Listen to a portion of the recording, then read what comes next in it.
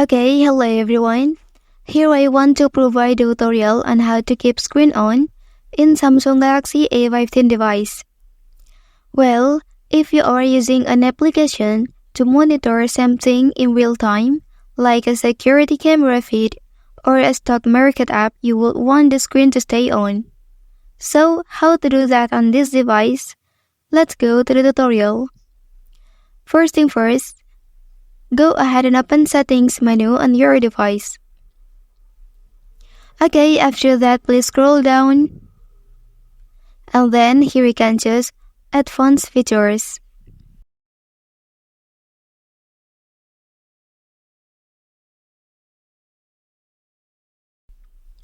Okay, and then in this page, you can select Motion and Gestures menu. Okay, and then for the last step, activate this feature. Keep screen on while viewing.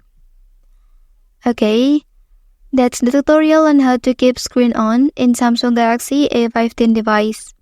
If you are helped by this video, don't forget to like and subscribe to get other information from this channel.